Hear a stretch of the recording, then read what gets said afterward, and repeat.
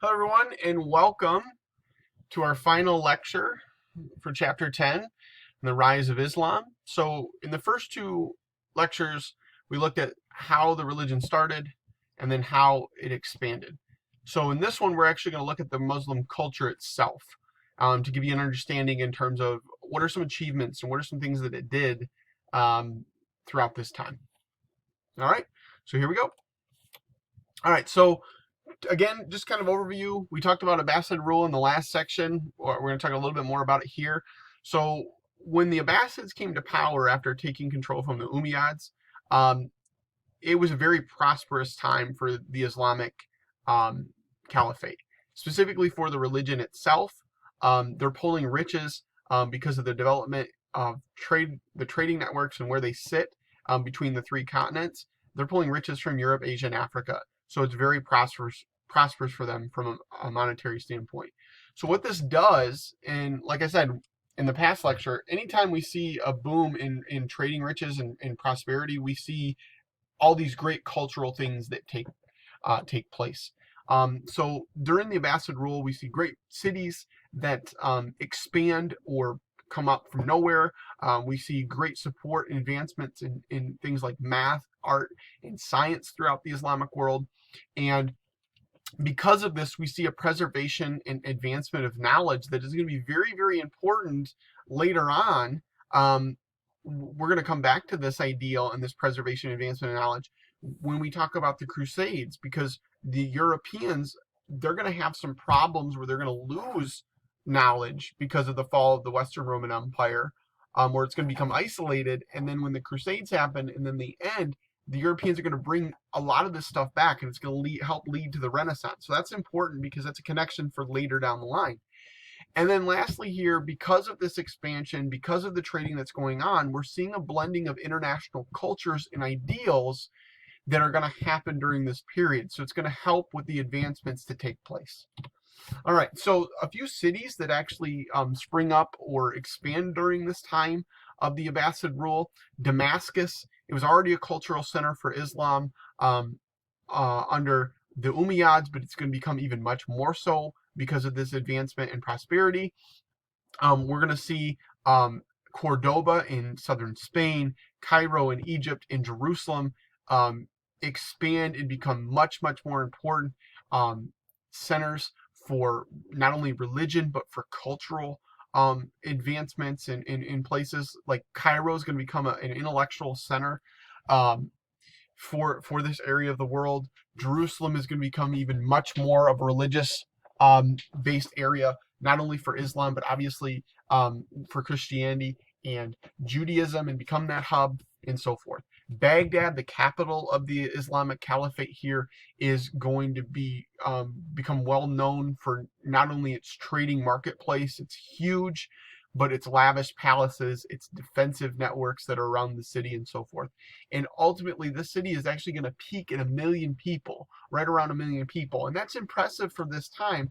Outside of really India and China, there aren't cities that are massive in this scale. And that just shows you how prosperous the Islamic Caliphate is under the Abbasids, is how big Baghdad is able to become. All right, this is a picture of Damascus itself. If you guys, anybody, video game fans out there, this is actually from Assassin's Creed, the very first game. And they did a pretty good job of kind of representing what the city itself looked like. But I also wanted to put this in, not just for pop culture reference, but you can see kind of the Islamic architectural style throughout this picture, with the minaret towers, the specific domes, and so forth. And this style has come to reflect the Islamic culture. Okay, so within the Islamic culture, you have 4 social classes. The first one is anybody that is Muslim, born a Muslim. You're in the first class. The second class are anybody that converts to Islam. The third class are the protected people, or what we would call the people of the book that we've talked about in the last 2 sections: Christians and Jews and Zoroastrians. Basically, the 3 people that follow a monotheistic faith focused on God. And then 4 is a class known as slaves. Now, this is a little bit different in terms of like what we would look at in terms of slaves. for POWs or prisoners of war, those would be direct people that would be slaves. But they also include anybody that has freedoms, but they're not Muslim and they're not part of the protected group. Okay. Now the role of women. Now the role of women. A lot of people have a false understanding of what the role of women in Islam is, because for a lot of people it's changed from what its original ideal was to what it's seen as represented today. In the Quran, men and women are equal, but they must submit to men. So that kind of throws it off, and it can be a little bit confusing. Now, women, they do have rights under the Islamic faith. They have rights under the Sharia law, based on, they have certain rights within marriages, within the family, and owning of property. Now, originally, under the Islamic faith, women could advance based on their husband's status. That changes as time goes by, and women become more isolated and have to wear veils in public. Originally, that wasn't something that was universal. And this is actually, if you follow the history of the Christian religion and how that actually developed, you see a very similar change, not in terms of women in the Christian faith having to wear like a veil or hijab, but you see a change where women originally have a somewhat equal status, and then as time passes on, mainly because men gain control, they lose some of those rights. Okay. Now, to move on to scholarship and knowledge, because you have huge advancements in these areas during Abbasid rule, you start to see a push for great knowledge. And the main reason why, and it wasn't that it wasn't being pushed before the Abbasids took control, it was just you have really the funding and the time to do it now, is that Muhammad pushed that. One of his greatest teachings for the Islamic faith, really, and culture, is that he pushed the advancements of science, math, and astronomy. He knew that education was important if you wanted to have a strong base. So you see advancements in translations of texts that are all from all over the world. And what this leads to essentially is the first, not the first libraries, but the first kind of academies, university libraries that are set up. And you see here the House of Wisdom is set up in the early 800s, that is basically set up as a library and translation center to take ancient texts and translate them into Arabic to give the Abbasids a kind of a knowledge base, or center for knowledge. All right, so literature and art. Literature and art within the Islamic culture, Muslim culture, is really strongly tied to its roots in Arabia with the Bedouins. The Quran is the actual gold standard for all art in the Muslim culture, and basically because everybody follows it, everybody's supposed to know Arabic to follow the religion, and it's a very, very beautiful artistic form of language. I mean, just look at it. There's art that goes into the ability to write it. And then you add on to the idea that in the Islamic faith, they discouraged images of living things. So if you discourage that, then your writing, in terms of how it's beautiful, is actually going to develop as the artistic form. All right, now on to architecture. We kind of talked about this a little bit already, but here's a test question coming up for you guys. What is the greatest cultural blending for the Muslim world? It's their architecture. If you go look at the Islamic world, okay, or areas that it controlled, the caliphate controlled at some point in history, whether it's the Middle East, whether it's North Africa, whether it's Spain. Spain would be the area I would look at, or like the Balkans.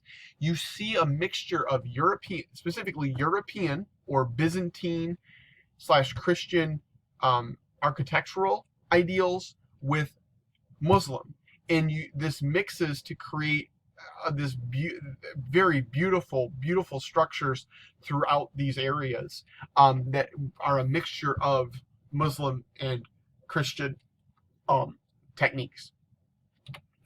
Here, like I said, with the kickoff of the first lecture here, we have the picture of the Dome of the Rock. Here's the Dome of Rock. We're going to talk about this a little bit. You can see just how beautiful it is by just basically not even understanding anything about it. I mean, look at the golden dome there, the colors that are all across this building, but you can see Muslim architectural features there with the pillars and the arches. But most notably, I know it's a little hard to see here, there's Arabic all lining the upper part of this bottom section of the Dome of the Rock. And that is to not only represent the religion, but to put more of an artistic feel into the building itself as you go forward. Now, a few more things here, just a couple more slides. There was a lot of medical advancements during this time as the Muslims were pushing advancements in learning. Al-Razi becomes known as the greatest physician in the world during this period. There is an encyclopedia, a comprehensive medical book that is developed under the Abbasid control during this period. There's also a book that's written, it's called The Treatise on Smallpox and Measles, because these are two very prevalent diseases and afflictions at this time. One of the most known cures or treatments during this period that was developed as part of this book was that you need to recover by breathing clean air. So getting outside of the cities and breathing a much cleaner air can help. And we know that that's true for anything, just because breathing clean air is much better for you and can kind of help move things throughout your system a little bit better. All right, I think we have 2 slides left.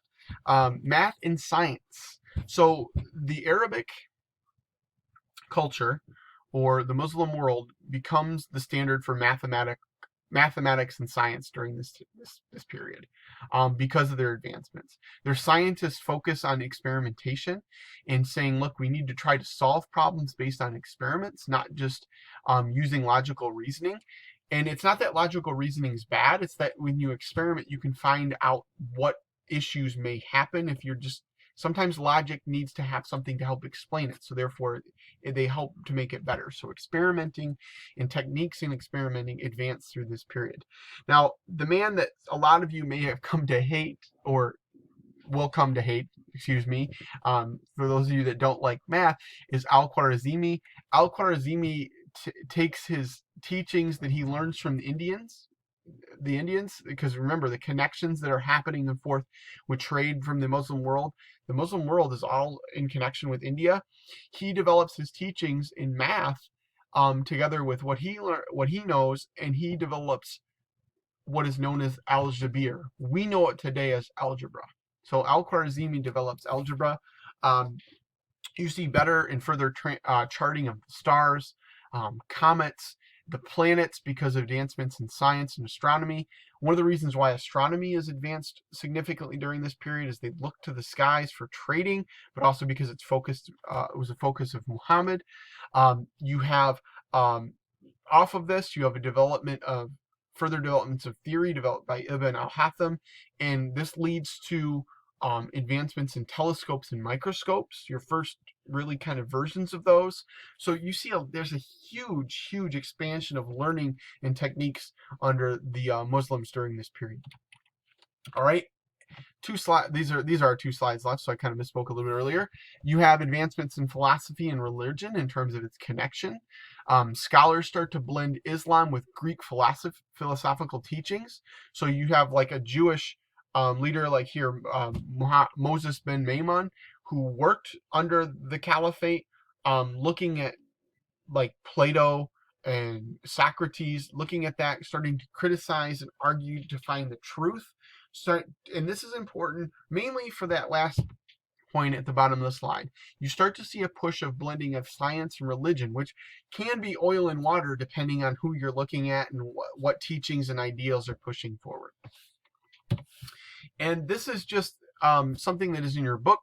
I want you guys to take a second. You can read at page 279 that Ikhwan al-Safa wrote.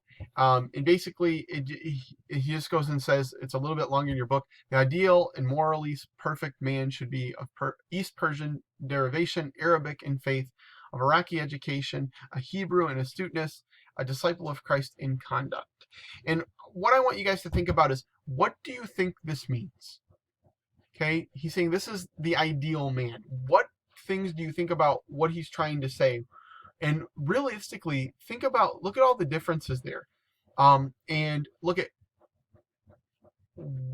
is it one person? Is it somebody that follows one faith? And how the Islamic culture spreads across many different continents and to encompass many different people during this period. And why would that have an effect, or what effect would that have on terms of Asafa's idea of or picture of an ideal man? And then later on, as we get into the Renaissance and we talk about the idea of the Renaissance man, how does that connect to this idea? All right, guys, that's all I have for you today on the third section here on Muslim culture. It's the final lecture for chapter 10.